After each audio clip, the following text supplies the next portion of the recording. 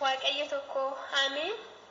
Kiristoosin kiristaana kan taatan guyyaa 48tti cubbamuudhaan mucummaa Sillaasee kan argattan maatii haadha keenya qulqulleetti dubaruu Maariyaam maqaa waaqayyo jiraatatiin nagaan sin gaafadha. Akkam ooltan akkam sa'aatii kanaaf daqa kana geessan ameen. Waaqayyo gooftaan abbaan jaalalaa mootiin waaqayyo jiraatan bara baraa osoo akka badii cubbuu keenya hin ilaalin akka arjummaa fi baay'ina dhiifama isaatiin kinoo nu eegee nutis kee yeroo fi sa'aatii kana nu gahe maqaan waaqayyoo uuma keenya nuyi cubbamtoota kan ulfaate kan kabajamu yaa ta'u ameen. Bira haftee galateeffamuun amala ishee kan hin taane deessoo haadha waaqayyoo abdii sanyii addaa kan taate kennaa fannoo jalaa kennaa guyyaa jimaataa qulqulleetti dubaruu Maariyaam maqaan ishee kan ulfaate kan kabajamanuuf yaa ta'u ameen. Akkasumas qulqulloota argamtoota toloota raajota tuuqa boosa waaqayyoo akka waaqayyoo aangoo fi kabaja isaaniif laatetti galanni ulfinni isaaniif yaa ta'u ameen. Akkasuma baga guyyaa kabajaa fi jaalatamaa ayyaanota waggaa fi kabajamee ol isin gahe baga wajjumaan nu gahe eegumsi argamtootaa kadhannaa haadha keenya qulqulleetti dubaruu Maariyaam hunda keenya wajjin haa jiraatu. Akkasumallee warreen yuutuubii kootiif haaraa taatan yuutuubii koo sabiskiraayib laayik sheerii gochuu hin dagatina. Warreen immoo duraan jirtan laayik sheerii gochuu hin dagatina sin jedha. Baay'een sin kabaja baay'een sin jaaladha. Jabaadha jettanii na jabeessa jirtan dhugumatti waaqayyo gooftaan sin faana yaa ta'u walumaan haa jabaannu. Ijoollee tawaahidoo bakka jirtan hundatti jabaadha. Hundumti keenya amantiidhaan cimnee haa dhaabbannuun sin jedha obboloota koo.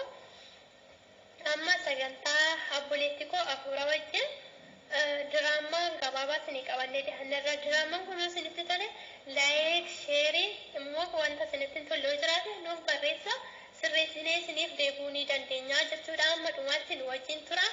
Waan dhaggeeffattaniif galatooma. Waaqayyo gooftaan si faana yaa ta'u amma qaxxituma gara diraamaa keenyatti itti fufnaa jechuudha. Turtii gaarii. Nagaa waaqayyo siif haa baay'atu. Akkam bulte obboleetti eessa deemaa jirta? Kottu miiltu waliin taana wajjin. Nagaa waaqayyo maqaa Yesuusin siif haa ta'u. Eeyyee deeman jira gara waldaa keenyaa kottu wajjin deemna. Lakki obboleetti ati na wajjin deemi iddoo bulmaata waaqaa bakka eebbifamaa bakka dubaroo Maariyaamii iddoo ergamtootaa bakka qulqullootaa. Baay'ee nagarame mee maal jette obboleetti akkam nagarame waa'een dubbii keetii eessa nageessitaa bakka duraa dhiisee amma nana rafadha maaf na dubbistee ani hin barbaadu gonguma isa duraa. Maali obboleetti amantaan amantaadha hin jijjiirramu gonkumaa.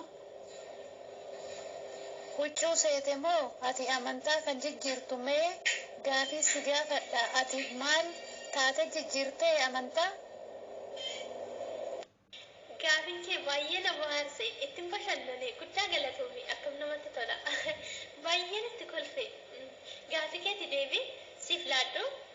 ofin xaxa jettee ofumaa xaxantee deema keemee of ilaalii atuusa uffattee akka kootii zanaa qanaan jettu itti siif dabala kana bichaa saani soomi jettee qaama kee goggoskitee sagada jettee jilba kee dadhabsitee kadhannaadha yoo jette dhaabbattee koomee kee goggoskitee kana hundumaa maal tana dhibee kana nuuf goggosku meenaaf deebisi. Wayyo obboleettii koo ati kana amante foonii fi moo lubbuu fi baay'ee sitti gadde soomi kanan jedhee Waaqayyo keenya kitaaba irra jira kadhannaa sagadaa Waaqayyo uumaan keenya irraa dhiifama cubbuu keenya isarraa arganna. Kitaabatu dubbate maalan itti dabalee kitaabatu dubbate maalan itti dabalee. Kana bichaa miti ammas jira gaafin har'a Mikaa'elaa hin hojjedhu jetta Gabri'eeliinis dhufee Maaramiidhas jetta guyyuma guyyaadhaan ayyaana lakkoofta maali Waaqayyo kan jedhu sanbata koo bichaa kabaji nuun jedha mee fidi deebisaa gaafin si gaafadheef.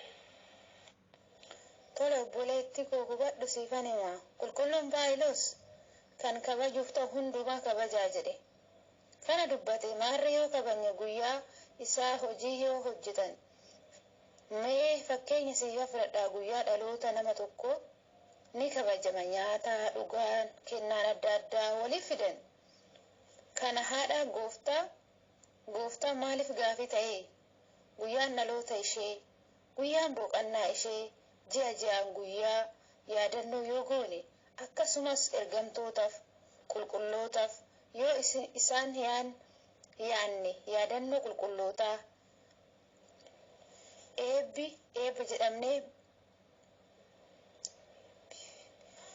jedhamee barreeffamee jira.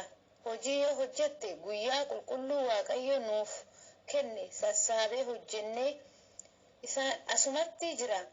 Eebba nagaadhaan warroonni guyyaa 30 hunda hojjetan maarree eessa geessan kunoo asuma jirtanii maarree eessa geessan kunoo asuma jirtanii. Mee ammas waasiif himu yoo dhufte waldaa keenya mul'atatti hin jiraatta waa'ee kee siififa fuuldurri keessatti hima jireenya kee boruu mastarii keenya mana jireenyaa biyya alaa yoo deemte jireenya milkaa'uun boontee duroomtee hojii siif ta'uun bakka ati geesse hunda dursa kee beeka kinoo hundumaas yoo dhufte ni argita. Abboleetti koo siif galee jira sirriitti dhagahi jecha nasiin jedhu hoo dhufte sirriitti beekta. Kanaafiyyuu ana wajjin jireenya tokko waldaa tokko irratti Yesuus keenya amanannee jiraachuu dandeenya jechuudha. Maal sitti fakkaata mee naaf deebisi. Mee gaafii sii gaafadha. Paastariin keessa wangeela barsiisa moo qabeenya barsiisaa? Mee deebii naaf kenni mana Waaqayyoo deemuun fayyaa lubbuuf moo qabeenya fooniif moo mee sirraa naaf deebisi. Of yaa obboleettii gaafii narraa dhaabi ani kanan beeku deebii narraa dhaabi atis deemi karaa kee anis nan deema karaa koo kan bartassin jedhuun sitti hime malee wangeela dubbisee yooman si falme. Lakki yaa obboleettii maalitti as dhiisaa jireenya dukkanaa iddoo ifa hin qabne deemaaf akka jirtu hin hubattu ati amantaa abboota keenyaa warra kaleessa keessa turan. Ortodoksii tawaahidoo asumatti amananii atis achi turte kaleessa qabeenya jireenyi kee lubbuun kee ati ergamoota arrabsaa qulqulloota jibbaa jedhee kan si barsiise warra duuka buute malee kitaabni qulqulluun hin barsiisu dhugaa jiru barii kottu deebii qalbii jijjiirradhu uumaa kee amani.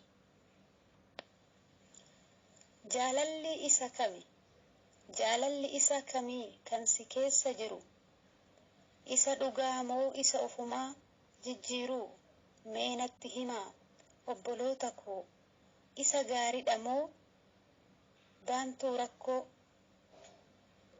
Silas yoo saaqne kitaaba qulqulluu ajaji keenya nutis ittiin bullu dhugumaan jiraadha hamma dhumaa wal jaaladhaa yeroo hundumaa. Garuu mee yaa dhala namaa hojii keenya sirumaa dhuguma har'a yeroo gabaabaadhaaf isinan jaaladha wayyoo dhugaa ani lubbuun siif laadha jechuun wal gowwoomsuun ija wal ilaalaa adeemsa keessan fiduun yaada falfala. Gaafa akkasitti immoo gajaraadhaaf qottoo abaarsaaf kana waliin jedhee citu mee adaraa kana jedha wangeelli shabalaan arrabaan qalbii wal haleelaa. Lakki akkanaa miti maal jetti ijoollee maal taatan adaraa? Lakki akkanaa miti didaa obboloota jaalala qofaa isa hundaa moota. Gaarii hin ta'u addaan faca'uun akka hammeenya yaaduu hin barbaadu. Hammeenyi wal qoqqooduun akka dhagaa gammoojjii maaliif walitti taatu akka nama ta'ujji. Jaalalli dhugaatas mahinafu hunda danda'a nama sillaffisu.